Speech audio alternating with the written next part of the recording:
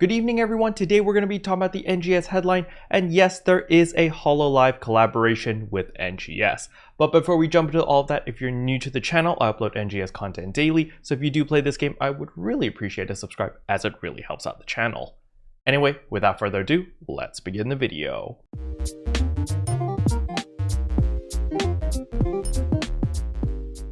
Alright, before we jump into the collaboration, the first thing I want to talk about is of course the new content, because I know a lot of you guys care about content first. So of course we are getting the new Waker. It is confirmed over here, as you see, it is going to be on August 3rd, and they have also confirmed that it is a technique class, just as I said in my previous videos, and yeah, it's just more official now, as you can see from the live stream. Now the next piece of content they are adding into this update is going to be there are new side stories as well as mini episodes. So as for the side story, we will need to complete the campaign, which I'm sure most of you guys have already done so, but once you've completed the campaign, you'll get like additional missions. So that is the side story, just make sure that you do it. It will be based in Kvaris. However, there are mini episodes. Think of this as character development. So basically you might get a mini episode from Crawford or from Manon or from Aina, and it's just going to build a little bit more of their character, flesh things out a little bit so that you understand how they're feeling about certain things. I'm very curious about Manon's story in particular because she hella sus, so I want to find out what she's hiding. So that's definitely going to be super fun, super interesting to just find out a little bit more about the characters that we're hanging out with. The next thing they're adding is new trials as well as a butt ton of quality of life adjustments. So the new trials is basically Emperor Rappy as well as Great Rappy. So Great Rappy is the big chungus, the super gigantic one. Their name apparently is just called Great Rappy, and Emperor Rappies are just a regular medium-sized Rappies, I guess. But basically they can spawn anywhere in the open world now through a trial, so they can spawn in exploration zones, in combat zones, and whatever. So that's great to see because they are a good source of triggers. So yeah, it's just a nice little addition. They're not going away after the 10th anniversary event, they're here to stay. The next thing they're adding is rank 2 as well as challenge settings for some Trainia. They didn't specify which Trainias, but this is still very nice, especially when you want to showcase something or you want to test your DPS, because there are some Trainias in Alio which you can just fight a Bujin, for example, and you could just one-on-one something, and that way you can test different combinations as well as combos. And in the past there was only rank 1, which meant that the Bujin was very weak and you would kill it in like 3 shots since we're level 60. But now with the new rank 2 introduction, as well as being able to add all the different challenge settings, so you could increase the Bujin's HP, for example, so that you can use the Bujin in order to test different combinations and just test things in general. Now they're adding a bunch of quality of life changes, so they are reducing the enemy's HP in all of the Battle Dia yellows, so that means you'll be able to blast through all of these yellow triggers much faster, get your EXP faster, and level up quicker as well, so that's very nice. But on top of this, this is one of the biggest changes, is battle triggers are no longer region specific. So for example, we have like the Kvaris yellow trigger as well as the Alio yellow trigger, all of that. Now they are all consolidating that into just a common yellow trigger as well as a common purple trigger. So if you have an excess of 10 purple triggers like me, don't worry, we'll be able to trade them all into common purple triggers, and the exchange ratio is 1-to-1, so you're not losing any of your triggers. Now we finally get a new system in order to min-max your character, and it is called add-on skills. Apply these skills to each classes for various effects. So this basically allows us to make our characters even stronger, and it's kind of an incentive in order to max out all your classes to level 60 if you haven't already. This is definitely going to encourage me to max out all my other classes because well, I do have a crap ton of NX cubes. But from the footage I saw, it seems like now we're getting specific class NX cubes, just like the base game. It's not just a generic NX cube. So that is very interesting to see. I don't know what is going to happen to all of our regular NX cubes right now, because I am sitting on almost 300 of these. So I'm wondering if I'll be able to convert them to any class X cubes if I want, or are they all going to turn into braver NX cubes, for example. So that is very interesting to see. But the TLDR for the add-on skills is basically we're going to be able to increase the stats of our character. So for example, if you play the Braver, you're going to be able to increase your critical rate up. So if you want more critical rate, you want to level up your Braver, and once you get these Braver NEX cubes plus 5,000 Meseta, you're able to do a single roll, and you are guaranteed a specific main stat as well as several substats. So the main stat is always the same, it's always guaranteed. However, there is a level system to it. So the higher the level, the higher the stat you're going to get. So for example, maybe the level 1 critical rate up will give you 0.5% extra critical rate. However, if you get the level 10 one, it might boost it up to plus 5% critical rate or something along those lines. So you are incentivized to level up multiple classes, get all these NX cubes in order to stack all of these stats on top of each other. Because the benefit of this is even if you're not playing that specific class, you will still gain all of the benefits. So for example, let's say that you're a gunner main. So you're playing gunner main class as well as for subclass, for example, you'll still gain the benefits from the Braver add-on skills. So that extra critical rate, it will still apply even though you are not technically playing the Braver. Now keep in mind this is character bound, however, it's still really nice. It kind of adds a little bit of endgame. So you know, we have something to work towards in order to get even stronger. However, I know a lot of people are a little bit upset about the RNG factor. You know, you do have to gamble 5,000 Meseta as well as the 1 NX cube simply because there's a range of levels. However, the good news that they did confirm on the stream is you cannot downgrade in levels. So for example, let's say your first roll gives you a level 5 critical rate up for the Braver. The next roll that you do, let's say you get very unlucky and you roll a level 1. It does not downgrade to level 1, it will remain at level 5. So you can keep rolling, and every time you get a personal best or like a higher number, it will automatically upgrade to that higher number. So technically, even though there is RNG involved, there is some sort of protection. It will always take the highest level stat and keep that, okay? Next up, they're adding assist NPCs to aid you in combat sectors. So let's say you're playing at 4 in the morning and none of your alliance members are online and a lot of people are sleeping, but you want to grind. So you go to Lost Central and you're like, wow, these mobs are really wrecking me because everything's just focusing me since I'm the only target. Well, now you can summon NPCs to help you out. And what's even better is the NPCs do not affect the HP scaling. So even though you're in a room with 6 other NPCs, the HP of the mobs are still going to be scaled to 1 player because you're in the room alone with a bunch of NPCs.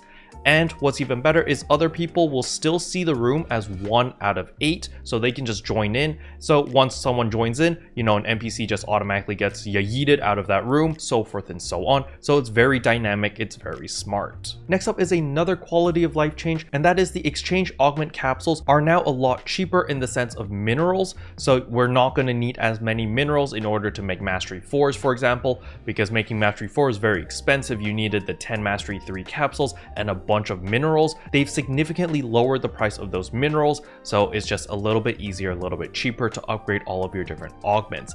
Now on top of this, they have finally added Alliance Task Records. So this is a ship-wide leaderboard where all the alliances on whatever ship you're playing on will compete against each other in order to get the most score. And in order to get the highest score, you just need all of your active members to do all 5 of the alliance tasks every single week. So this is kind of like an incentive in order to encourage everyone to do this. Now the ranking system is broke down into 3 tiers. There's gold tier, silver tier, as well as bronze tier. So as long as you have an alliance, you are guaranteed the bronze tier if anyone in your alliance does any of the alliance tasks. And the reward for this is a beta reactor, which is basically the same thing as an alpha reactor. However, it sells for 100,000 Meseta.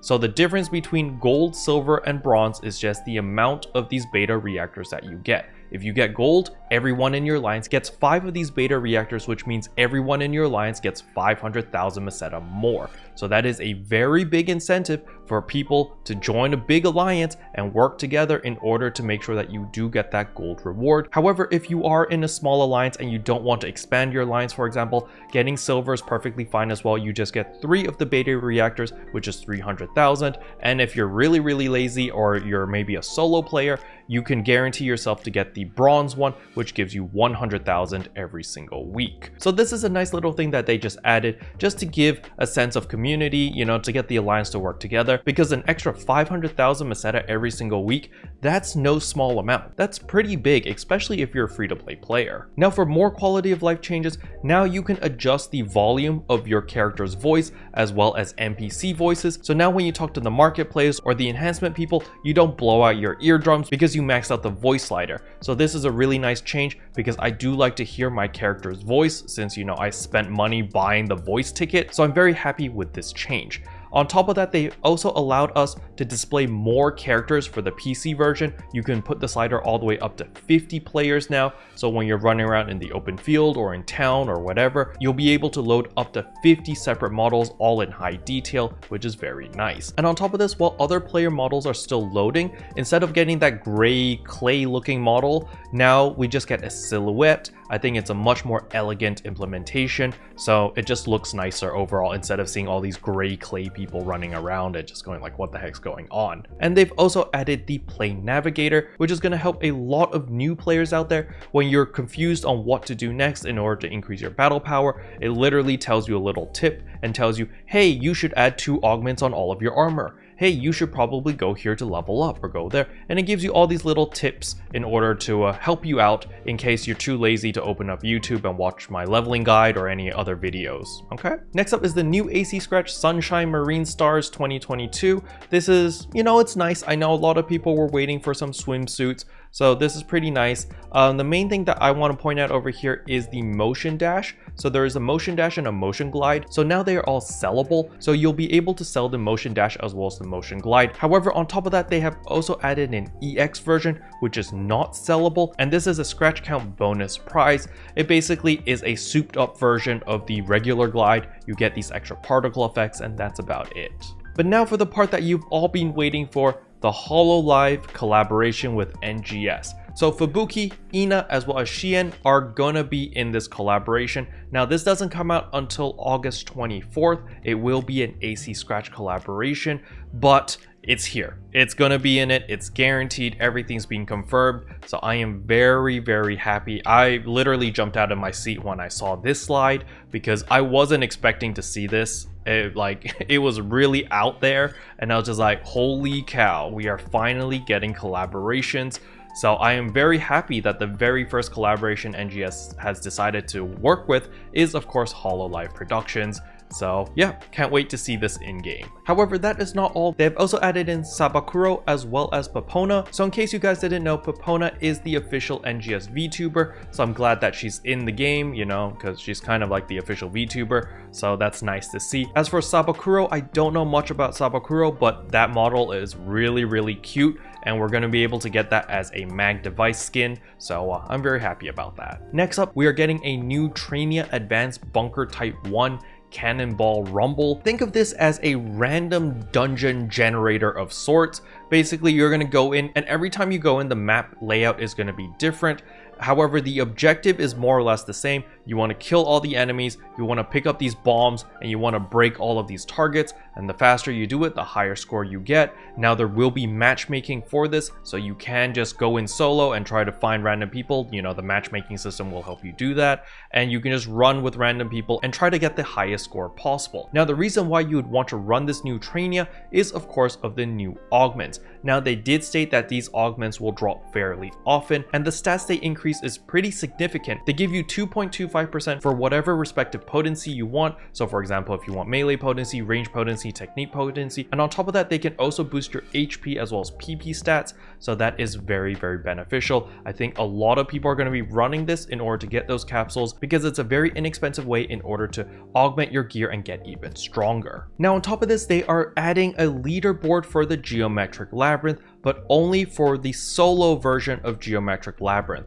So this is pretty interesting. I think that this is a good idea because this gives a reason for a lot of solo players to try to test their skill against other people, because there's going to be a leaderboard where they can actually see, okay, so who actually is the best player on the server, and people have this competition where they can compete against each other for the best times possible, and it would encourage people to gear up even more. Now, why should people even care about this leaderboard? Well, actually because you get ARC's record badges, and you can use these record record badges in order to get limited time camo skins, arms refiners, and EX cubes. However, the most important one is the MK1 type weapons. These are slightly weaker Kaiser weapons. However, you can use it for multi-weapons. So for example, let's say that I main a katana. I would like a wired lance onto my katana, but I don't want to farm another 150 Blizzardium.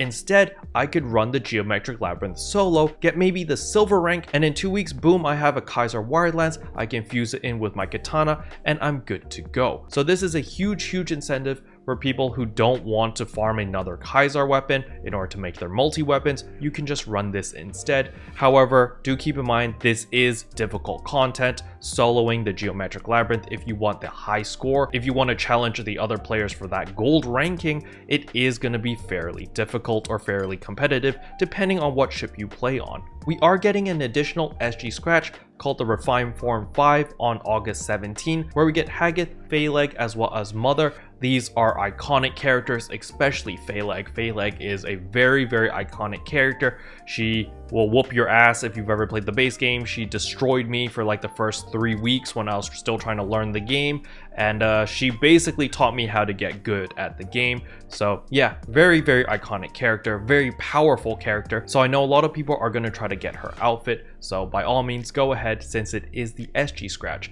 Now keep in mind, on August 3rd we will have the Waker SG scratch as well, so there are going to be multiple SG scratch going on at the same time, so you know, just keep that in mind. Next up is the AC support item select 3. Yes, Addi capsules are coming back again. However, nothing is new here. It's the exact same items as the AC support item select 2, so all of the Addi capsules are still 2.5% potency, so it's just another way to gear up as well as another way to get all of your Addi capsules for cheap.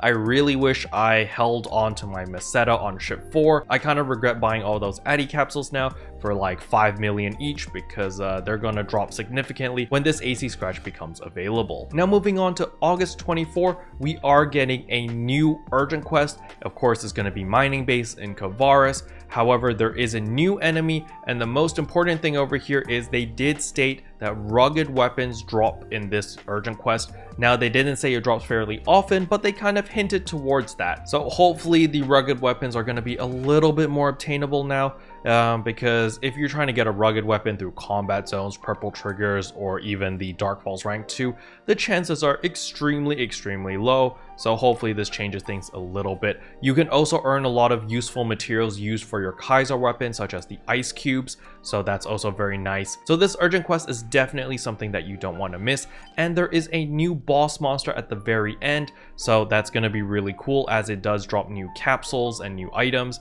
We can also get the Kaiser as well as the rugged Almanti, which is the weapon camo skin. So I know a lot of people really like the rugged weapon look, especially like the sword. It's literally a chainsaw. So I'm kind of excited for that. I would definitely like to see all of the rugged weapon camos, especially the katana. I haven't seen the katana that much, so I would like to get a katana camo, pop that on to just check it out and stuff like that. Now, also coming out on August 24 is the AC Scratch Ticket Virtual Streamers. So this is the collaboration with Hololive. As you can see over here, here are all the different outfits. They look pretty good. I'm pretty excited. I can't wait to get all of the outfits actually. The male one actually looks really good. I really like Xian's outfit over there. But my heart goes out to Ina for sure. I am going to pick up Ina's costume 110%, as well as Fubuki's. So yeah, these two is guaranteed insta buy in my book. But Xian's look looks really good if you do play a type 1 character. I really like his outfit. And on top of that, I really love the little mascots. I'm definitely going to be picking up that Takodachi because yeah, freaking Takodachis. Now, they gave us a little bit more information regarding the PlayStation 4 version of NGS. So it will be releasing on August 31st. And if you do play on the PlayStation version, you do get some free items. You get a couple Halfscape dolls. You get this sword. I don't know if that's like a sword camo or if that's just a physical sword, and you get this oversized looking hoodie jumper looking thing that says ARCs on it. Now, something to keep note of is if you play on the PlayStation 4, you need to purchase AC through the PlayStation Store in order to use it. So let's say you play on PC right now and you're like, okay, I'm gonna be switching over to the PlayStation 4 version when it releases. All that AC that you have currently on your account right now will not be usable when you're playing NGS on the PlayStation 4. I'm sure this has something to do with some billing issues or something along those lines. So if you do decide to play on the PlayStation 4, just keep in mind when you log in on the PlayStation and you see that you have 0 AC, don't freak out. All you need to do is log in on the PC and your AC is all there. So you just need to be a little bit smart with how you balance your purchases. So yeah, just keep that in mind. Now there was a whole segment of the operation report, however I want to make a separate video on that, so we're jumping straight to the NGS roadmap. And the main things that I kind of want to point out are going to be the crossover scratch tickets in October and November. As you can see, they are opening up things, they are doing collaborations, they're a lot more open about it. So in October we will be getting more crossover scratch tickets with video game developers. So basically this is yeah, more collaborations, very happy to see that. And in November, we're seeing crossover scratch tickets with anime production studios.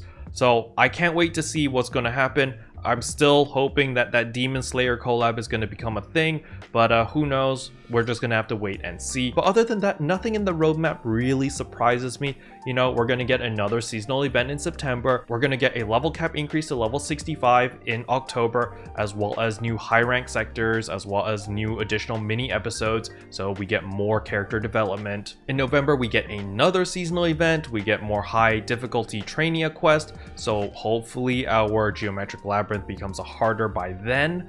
And then in December, of course, we get the new region, our level cap increases to 70, and we get new class skills. So nothing very surprising on the NGS roadmap. Unfortunately, the Luster class or the Gunslash class is not coming out until next year. And they also did talk about personal quarters as well as alliance quarters. That is also coming out next year. They did state that it's probably going to come out in spring of 2023. So yeah, if you wanted those things or if you were hoping for those things to come out in the following months, unfortunately, we do have to be a little bit more patient. Special thanks to all the members for supporting the channel. It really means a lot to me. Thank you again.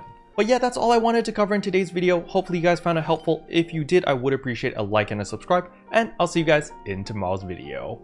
Bye! What can I say except you're welcome?